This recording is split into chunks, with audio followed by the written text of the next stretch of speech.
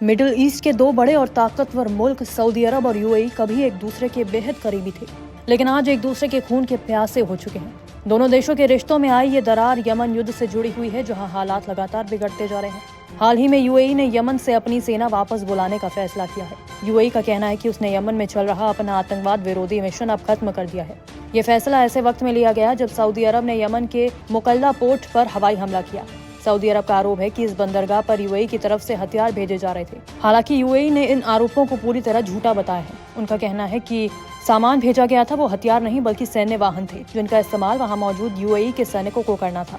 UAE ने यह भी साफ किया कि वो यमन की संप्रभुता का सम्मान करता है और वहां सिर्फ आतंकवाद के खिलाफ लड़ाई और वैध सरकार की बहाली का समर्थन करता है। उसका कहना है कि यमन का भविष्य वहां के लोग खुद तय करेंगे। सवाल है कि सऊदी अरब और यूएई के बीच टकराव की वजह क्या है। दरअसल यमन में सदर्न ट्रांजिशनल काउंसिल नाम का एक ताकतवर अलगाववादी गुट सक्रिय है। इस संगठन को यूएई का समर्थन हासिल है। एसटीसी चाहता है कि यमन को दो हिस्सों उत्तर और दक्षिण में बांट दिया जाए और दक्षिण में अलग सरकार बनाई जाए। यमन पहले भी 1990 से पहले दो हिस्सों में बटा हुआ था। एकीकरण के बाद भी दक्षिण यमन में अलग देश की मांग कभी खत्म नहीं हुई। हाल के हफ्तों में एसटीसी ने बड़े पैमाने पर सैन्य अभियान चलाए। उसने हद्रामौत और अल महरा जैसे तेल और गैस से भरपूर इलाकों पर कब्जा कर लिया। इससे वहां की सरकारी सेनाएं और स्थानीय कबीलों को पीछे हटना पड़ा। कई जगह हिंसा और जान माल के नुकसान की खबरें आई। दिसंबर के मध्य तक एसटीसी ने दावा किया कि उसने कई अहम तेल गैस क्षेत्रों पर नियंत्रण हासिल कर लिया है। इसके बाद अभियान प्रांत में भी बड़े सैन्य ऑपरेशन शुरू किए गए।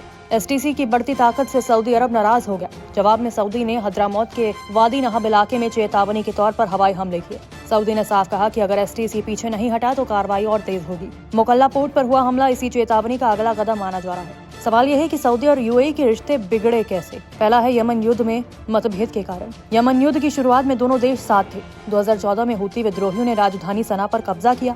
2015 में सऊदी अरब के नेतृत्व में गठबंधन बना था, जिसमें यूएई भी शामिल था। लेकिन वक्त के साथ यूएई ने अपनी अलग रणनीति अपनानी शुरू कर दी। जानकारों का मानना है कि यूएई की असली दिलचस्पी यमन के बंदरगाहों, समुद्री रास्तों और तटीय इलाकों में है। लड़ाई इन्हीं पर नियंत्रण को लेकर हो रही है। दूसरा है तेल और ओपेक को लेकर टकराव। सऊदी चाहता था कि तेल उत्पादन सीमित रहे ताकि कीमतें ऊंची रहें। यूएई ज्यादा उत्पादन कर मुनाफा बढ़ाना चाहता था। 2021 में इस मुद्दे पर खुला विवाद हुआ। तीसरा है इजरायल और अमेरिका नीति।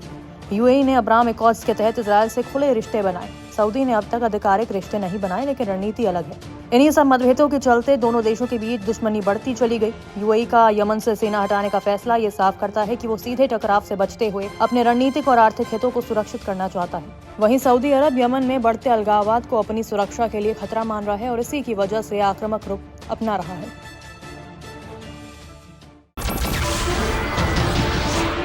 नमस्कार, मैं हूं मानक गुप्ता। अगर आपको हमारा ये वीडियो पसंद आया हो तो इसे लाइक और शेयर जरूर करें और हाँ, हमें सब्सक्राइब और फॉलो करना ना भूलें ताकि आप देश और दुनिया की कोई खबर मिस ना करें।